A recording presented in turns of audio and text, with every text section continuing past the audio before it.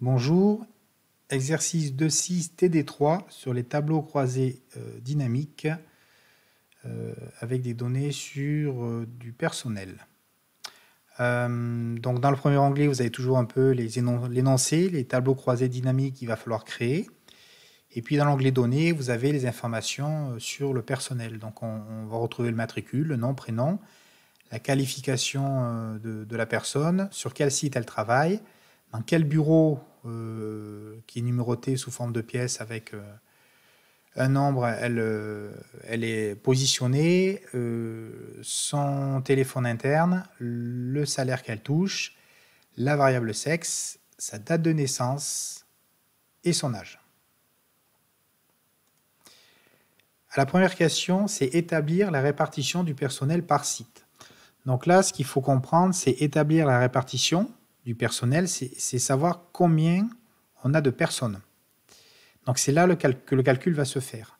Dans tous les cas, je viens ici, je vais sélectionner tout mon tableau, donc je clique sur une cellule, je fais CTRL étoile, insertion, tableau croisé dynamique. Je fais OK. Donc établir la répartition du personnel par site. Donc répartition du personnel, il va falloir que je calcule combien on a de personnes. Pour le faire, j'ai plusieurs méthodes. Je vais vous montrer différentes manières d'y arriver et un peu les alertes ou les points importants sur lesquels il faut faire attention. Je pourrais prendre ici le nom et le positionner dans la zone où les calculs vont être effectués. Comme lui, il va voir que c'est du texte, par défaut, il va dénombrer le nombre de noms. Il y en a 285. Alors, vous allez me dire, s'il y a 2 fois Martin, qu'est-ce qu'il fait? Il dénombre. S'il y a 2 Martin, ça compte pour 2. Si on a 6 Dupont, ça compte pour 6. Donc, il compte vraiment les personnes une par une. Donc, je peux mettre ici le nombre de noms. J'aurais pu mettre aussi leur matricule, permet de les identifier séparément. Je mets matricule, le nombre de matricules. J'aurais pu aussi utiliser leur âge, en disant le nombre d'âges. Alors là, il faut faire attention parce que quand vous avez des données qui sont numériques, quand je vais les positionner ici, par défaut, lui, comme il voit que c'est un nombre, il va les additionner. Et là, il fait la somme de tous les âges. Si je veux qu'il dénombre, on l'avait vu sur le premier TD, je clique ici sur la petite flèche, paramètres, et là, je lui dis bien, je veux le nombre d'âges et pas la somme des âges. Et j'obtiens encore 285. Donc il y a plein de méthodes pour y arriver. Elles sont bonnes, il faut juste faire attention qu'il utilise bien la fonction nombre. Alors je vais prendre ce qui est le plus logique, c'est les matricules. Je dénombre le nombre de matricules. Et puis dans la question, on demandait de répartir ce personnel par site. Tout simplement, les sites sont ici, je vais les mettre en ligne ou en colonne. Les deux sont bons. Je vais mettre en site, le tableau me semble plus lisible comme ça. Deuxième question, alors je vais refaire à chaque fois un nouveau tableau croisé dynamique pour faire voir qu'on n'est pas obligé de travailler toujours sur le même, mais on peut créer autant de tableaux croisés dynamiques que de questions. Donc pour en créer un autre, la feuille 1 c'était la question 1, donc ici je vais marquer Q1 pour dire c'est la question 1. Si je veux faire un autre tableau croisé dynamique, je resélectionne mes données, donc CTRL étoile, je fais insertion, tableau croisé dynamique, OK. Et il me crée un nouvel onglet. Bon, je vais l'appeler déjà directement Q2 pour dire que c'est la deuxième question. Donc là-dessus, on me demande d'établir la répartition du personnel. Donc on calcule le nombre de personnes par site, comme tout à l'heure. Il faut faire une distinction entre hommes et femmes. Donc je vais reprendre le matricule que je mets ici. Je regarde bien que ça soit bien marqué nombre. On est OK. Je veux par site, je vais marquer ici les sites au niveau des lignes. Et puis, on veut la variable sexe que je vais mettre au niveau des colonnes. Et on a la répartition du personnel par site et en fonction, en distinguant homme-femme. Troisième question, donc je resélectionne mon tableau. Insertion, tableau croisé dynamique. OK. Et ça sera pour répondre à la question 3. Établir la répartition de la somme des rémunérations par site. Alors là, on ne travaille plus sur le personnel, pour savoir combien il y a de personnes qui travaillent, mais plutôt sur combien ils gagnent et savoir par site les budgets qui sont alloués pour la partie salaire. Donc, je vais prendre ici le salaire, que je mets ici. C'est la donnée sur laquelle on va faire un calcul. Je prends le site que je mets à ce niveau-là. Donc, on voit qu'au niveau du tableau, on a bien la répartition des salaires par site. Ça permet d'avoir un ordre d'idée sur le budget. Alors, on voit, comme c'est un salaire, on va le mettre sous forme monétaire. Donc, on avait vu qu'il suffit de cliquer sur n'importe quel des nombres, ici, bouton de droite, de bien prendre format de nombre et pas de format de cellule. Je rappelle que si on fait format de cellule, il va formater que cette cellule. Mais moi, je veux formater ce nombre, et comme les autres nombres ont été construits de la même manière, il va appliquer la même mise en forme. Format de nombre. Je veux un format monétaire. Je ne demande pas de décimale pour que ce soit plus lisible. OK. Et j'ai mon tableau. Répartition des salaires par site. Quatrième question, je vais créer un quatrième tableau croisé dynamique. 4. On me demande établir la répartition des rémunérations par site avec leur somme, mais en plus on veut la moyenne et en faisant la distinction homme-femme. Donc il y a deux éléments à calculer. Il y a la somme des salaires et il y a la moyenne des salaires. Après, on a le site et la variable sexe qui rentre en ligne de compte sur les variables sur lesquelles on va analyser les salaires. Donc ici, je vais prendre les salaires que je vais mettre ici. On a la somme des salaires. Je vais prendre après les sites et la variable sexe pour avoir, comme tout à l'heure, le tableau qu'on a fait tout à l'heure. Je vais même le formater pour qu'il soit déjà plus lisible d'entrée. Donc format de nombre, monétaire. OK. Donc ça, on l'a vu tout à l'heure, c'est très classique. Par contre, on voit en plus la moyenne des salaires par site, parce que là, on a la somme totale, mais on voudrait savoir en moyenne combien gagnent les gens s'ils habitent Lille, Nice, Paris ou Strasbourg. Mais pour ça, je vais reprendre le salaire que je vais repositionner une deuxième fois ici. Parce que c'est un deuxième calcul que je vais effectuer. Donc bien sûr, il me fait la somme. Je vais cliquer après sur la petite flèche ici qui permet d'accéder à un menu déroulant. Je vais prendre paramètres des champs de valeur. Et ici, vous voyez, il y avait somme et nombre qu'on avait déjà vu, mais on a aussi moyenne. Et j'en profite pour dire qu'il y a le maximum, le minimum, on a tout un tas de fonctions qu'on peut utiliser. Donc nous, ce qui nous intéresse, c'est moyenne. Moyenne, je vais même modifier ici moyenne des salaires pour que ce soit plus lisible. Moyenne des salaires. Je fais OK. Je vais formater. Format de nombre, nombre monétaire sans décimale.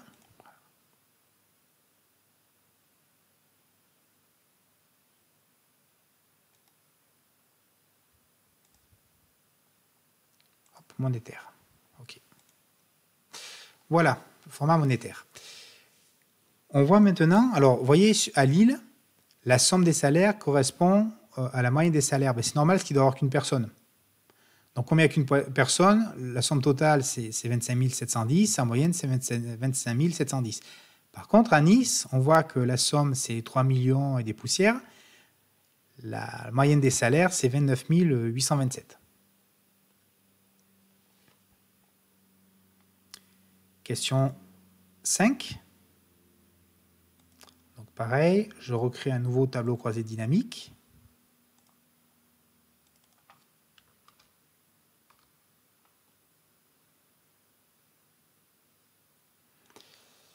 Là, la question, c'est quelque chose qu'on n'a pas tout à fait vu. J'en avais parlé sur le premier TD. On veut calculer la moyenne des rémunérations. Donc ça, pour l'instant, c'est simple. Je vais aller ici. Je vais prendre, c'est là-dessus où on veut faire le calcul, les rémunérations. Je prends le salaire que je positionne à ce niveau-là. Là, on a la somme, et on nous dit bien au niveau de l'exercice qu'on veut la moyenne. Donc d'entrée, je vais lui mettre la moyenne des salaires. OK. Et je vais déjà le formater. Format de nombre sous forme monétaire sans décimale pour que ça soit plus lisible. Donc, Jusqu'ici, c'est ce qu'on a fait jusqu'à présent. Il n'y a rien de compliqué. Par contre, c'est maintenant, on veut avoir cette moyenne des rémunérations par tranche d'âge, avec distinction homme-femme. Alors, les distinctions homme-femme, ça aussi c'est simple. On va aussi positionner la variable sexe au niveau de la colonne. C'est la deuxième partie, c'est on veut faire des tranches d'âge. Donc, si on veut travailler sur l'âge, là-dessus, je prends l'âge et je vais le mettre au niveau des lignes. Donc, on retrouve tous les âges qu'il a retrouvés dans le tableau d'origine avec les données et met à côté la moyenne en fonction des âges. Sauf qu'on vous demande de regrouper ou de grouper tous les âges de 20 à 60 ans par pas de 5 années, c'est-à-dire avoir entre 20, 25, 26, 31, etc. Donc on veut faire des regroupements. Donc on avait vu dans le cours qu'on pouvait regrouper manuellement. Mais on ne va pas s'amuser à dire je prends ça avec la touche contrôle, ça, 1, 2, 3, 4, 5. Et ça, oups, je refais ça. Donc je sélectionne les 5 premiers, bouton de droite, et je dis grouper. Si je fais ça, déjà, ça va être très long, s'il faut que je le fasse jusqu'en bas. Et si vous avez des tableaux avec plusieurs milliers de lignes, c'est quasiment impossible à faire ou ça va prendre beaucoup trop de temps. Le groupement manuel se fait uniquement quand on travaille sur... Alors je retourne en arrière. Quand on travaille sur du texte. Là, on a des nombres, que ce soit des nombres ou si c'est des dates, c'est la même chose. On peut regrouper de manière logique ces âges en l'utilisant, alors sans sélectionner quoi que ce soit, c'est-à-dire plusieurs éléments en une fois, vous sélectionnez n'importe quel âge. Vous faites bouton de droite et vous dites grouper. Donc, comme on n'a pas sélectionné plusieurs cellules, il va ouvrir une autre fenêtre en disant vous voulez regrouper ces âges. Quel est le début? Donc, on vous demande dans l'exercice le début, ça va, je crois que c'était de 20 à 60 ans, en les regroupant 5 années par 5 années. Je fais OK. Donc là, vous voyez, automatiquement, il a regroupé par 5 années. Comme j'ai commencé, alors je regarde bien que c'était bien de 20 à 60, c'est ça. Donc, on a regroupé par 5 années, à partir de 20 jusqu'à 60 ans. Après, on met tout ce qui est inférieur à 20 ans, et là, tout ce qui est supérieur à 60 ans.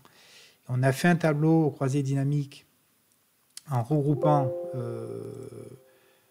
les données en fonction de l'âge, sans le faire manuellement. Puis il ne faut pas le faire manuellement puisque ça prendrait beaucoup trop de temps. Donc j'ai cliqué juste sur la cellule et j'ai dit grouper. Pour information, quand vous avez ça qui apparaît à l'écran, des dièses, ça vient du fait que la colonne n'a pas une largeur suffisante pour afficher les éléments. Donc il suffit juste d'écarter pour le faire afficher. Ou mieux, quand vous êtes comme ça, vous double-cliquez dans l'intersection des deux colonnes. En double-cliquant, il se met à la bonne largeur. Enfin, dernière question. Donc, je vais créer un dernier tableau croisé dynamique. Je vais appeler Q6. On demande par site, avec la distinction homme-femme, trouver le nombre de personnes, l'âge minimum, la moyenne des âges et l'âge maximum. Donc le nombre de personnes, je vais déjà prendre tout ce qu'il faut calculer. Donc le nombre de personnes, c'est simple, je vais calculer le nombre de matricules. Après, il me faut l'âge minimum et la moyenne de l'âge et l'âge maximum. Donc 3 fois des calculs sur l'âge. Donc je vais prendre l'âge une première fois, une deuxième fois et une troisième fois, puisqu'il faut que je donne le minimum, le maximum et la moyenne. Maintenant, je vais aller travailler sur chacune de ces données, parce que pour l'instant, il a fait que calculer le nombre d'âges. Donc on a, avec le matricule, on a 4 fois la même donnée. Donc sur le premier paramètre de champ de valeur, je vais dire de me donner le minimum de l'âge. Sur le deuxième paramètre, je vais lui demander le maximum de l'âge. Enfin, sur le dernier, je vais demander la moyenne.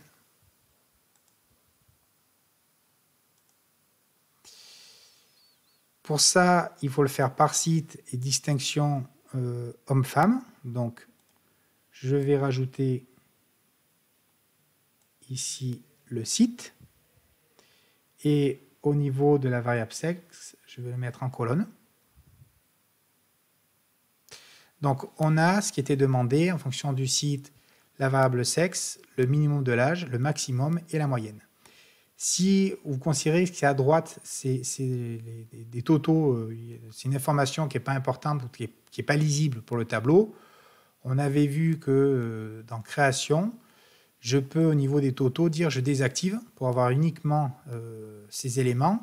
Et si vous voyez là, il y a beaucoup de décimales, donc je vais quand même dire de laisser 2 décimales. Donc, format de nombre. Je fais un nombre avec 2 décimales. Là, c'est bon ici. Ben voilà, on est arrivé sur la fin de l'exercice.